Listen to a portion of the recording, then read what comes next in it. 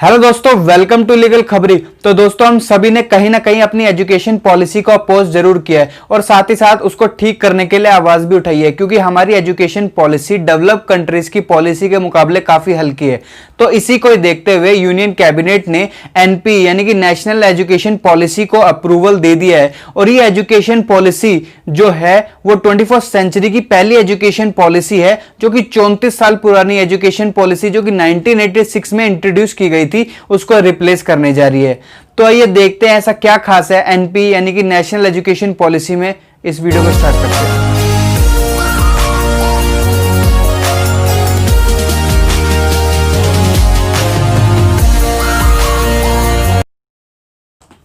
दोस्तों, national education policy का main aim है universalization of education from pre schooling level to secondary education level with 100% gross enrolment ratio. तो इसमें सबसे पहला पॉइंट निकल कर आता है, जो हमारा एजुकेशन स्ट्रक्चर था पहले का, उसको रिप्लेस करते हुए हमारा नया स्ट्रक्चर जो है वो 4 पार्ट में डिवाइड कर दिया गया है। 5+3+3+4 ईयर्स का स्ट्रक्चर बना दिया गया है। आपकी स्क्रीन पर आ रहा होगा, वो देखते हैं। तो इसको बेसिकली 4 पार्ट्स में डिवाइड किया गया है। सबसे पहले तो फाउंडेशन स्टेज, उसके बाद आती है प्रिपरेटरी स्टेज, देन उसके बाद मिडिल स्टेज और at the end secondary stage में इसको खत्म कर दिया जाएगा। तो इसका सेकंड पॉइंट ये कहता है कि बच्चों को अब ज्यादा फ्लेक्सिबिलिटी दी जाएगी अपने सब्जेक्ट चूज करने के। पहले बच्चों को 3 पार्ट्स में डिवाइड कर दिया जाता था, साइंस के स्टूडेंट्स, आर्ट्स के स्टूडेंट्स एंड कॉमर्स के स्टूडेंट्स। बच्चों को फ्रीडम नहीं थी कि वो कोई भी सब्जेक्ट चुनकर पढ़ ले। उनको साइंस के स्टूडेंट्स को साइंस के ही सब्जेक्ट पढ़े जाते थे और आर्ट्स के स्टूडेंट्स को आर्ट्स के ही सब्जेक्ट पढ़ने होते थे। लेकिन अब ये बिल्कुल खत्म हो गया है। बच्चे अपनी मर्जी से सब्जेक्ट चूज कर सकते हैं। साइंस के बच्चे आर्ट्स के सब्जेक्ट भी इंक्लूड कर सकते हैं और आर्ट्स के बच्चे साइंस के सब्जेक्ट भी अपने सब्जेक्ट्स में इंक्लूड कर सकते हैं। तो इसका थर्ड पॉइंट ये कहता है बच्चों को 10 दिन की एक स्किल्ड इंटर्नशिप कराई जाएगी, ताकि वो 12th के बाद एक स्किल्ड काम में निपुण हो जाए और 12th के बाद वो स्किल्ड काम एक सीख भी जाए। और इससे बच्चों को जो दूसरे काम में छोटे बड़े दिखते हैं उनको उसमें भी समझ आएगी कि कोई भी काम छोटा बड़ा नहीं होता है। इसका अगला पॉइंट ये कहता है कि बच्चे जो कि 1 से 5th तक के होंगे उनको अपनी मदर टंग और रीजनल लैंग्वेज में पढ़ाया जाएगा और साथ ही साथ उनको एक फॉरेन लैंग्वेज का ऑप्शन भी दिया जाएगा 6 के बाद, ताकि वो एक फॉरेन लैंग्वेज भी सीख सके और अपने फ्यूचर को आगे बढ़ा सके।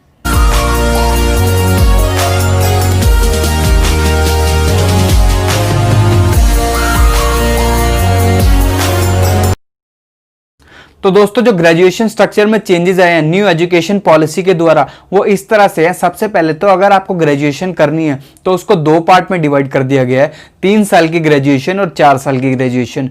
3 साल की ग्रेजुएशन अगर आप करते हैं तो उसके लिए आपको 2 साल की मास्टर्स करनी पड़ेगी। उसके बाद अगर आप 4 साल वाली ग्रेजुएशन करते हैं तो आपकी मास्टर्स सिर्फ 1 साल की ही होगी।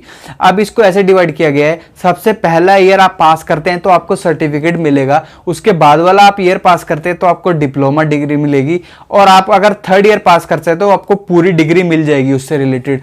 तो ये उन बच्चों को भी बहुत फायदा देगा जिनने 1 साल में ड्रॉप कर दिया था और अब 2 साल निकल गए हैं, उनने कुछ किया नहीं है, तो आपको दोबारा वहीं से चांस मिलेगा जहां से आपने छोड़ा था। आप पूरी तरह 2nd ईयर से कंटिन्यू कर सकते हैं।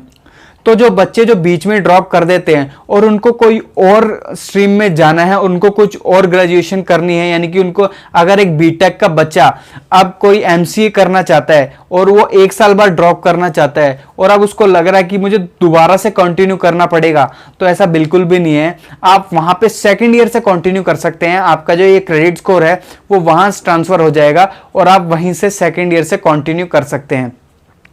तो इसमें बच्चों को जो एक और अपॉर्चुनिटी दी जा रही है, तो जो टेस्टिंग अथॉरिटी है वो हर साल जो कॉमन टेस्ट लेगी बच्चों का, जो कि साल में 2 बार लिया जाएगा।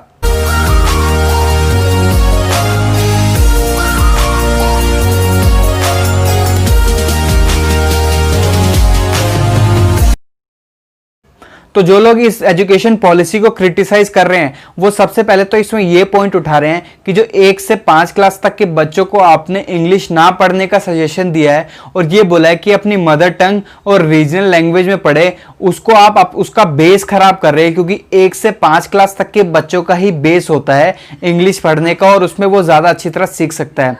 तो इसमें सेकंड पॉइंट ये निकल के आता है, अगर आप रीजनल लैंग्वेज और मदर टंग पढ़ाएंगे और उसके बाद अगर बच्चा किसी और स्टेट से दूसरे स्टेट में जाता है तो उसका बिल्कुल ही बैलेंस बिगड़ जाएगा, क्योंकि अगर वो उसने 2 साल मराठी पढ़ी है और उसके बाद वो गुजरात ट्रांसफर हो जाता है तो उसको वहां गुजराती पढ़नी पड़ेगी, तो इससे बच्चे का जो बेस होगा वो कहीं ना कहीं मिक्सअप हो सकता है। तो इसमें जो ये अपोज कर रहे हैं ये बिल्कुल ही गलत है, क्योंकि उसमें बिल्कुल भी ये कहा नहीं है कि बच्चों को फोर्स करना है। उसमें क्लियरली ये लिखा हुआ है कि बच्चों को बिल्कुल भी फोर्स नहीं किया जाएगा कोई भी लैंग्वेज पढ़ने के लिए, वो अपनी मर्जी से लैंग्वेज पढ़ सकते हैं। हाँ, ये जरूर बोला गया है कि उनको ये पढ़ाया जाएगा, लेकिन अगर वो नहीं पढ़ना चाहते हैं और वो अगर कोई और लैंग्वेज पढ़ना चाहते हैं या फिर और किसी लैंग्वेज के साथ गो थ्रू करना चाहते हैं, चलना चाहते हैं, तो वो भी चल सकते हैं।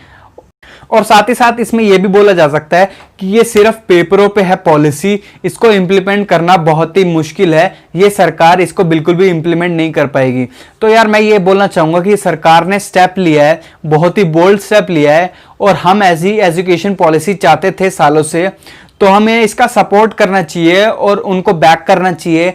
कहीं ना कहीं कुछ ना कुछ चेंज हो सकता है, अगर कोई इस बारे में सोच सकता है तो उसको चेंज करने के बारे में भी वो जरूर सोच सकता है। तो अगर ये वीडियो आपको अच्छी लगी हो तो मेरे चैनल को लाइक करें, सब्सक्राइब करें, शेयर करें। मेरी इंस्टा आईडी नीचे आ रही होगी, मुझे वहां फॉलो करें, और साथ ही साथ कमेंट में जरूर बताएं आपको सबसे ज्यादा कौन से पॉइंट्स अच्छे लगे हैं और इस एजुकेशन पॉलिसी में क्या अच्छा है। Thank you.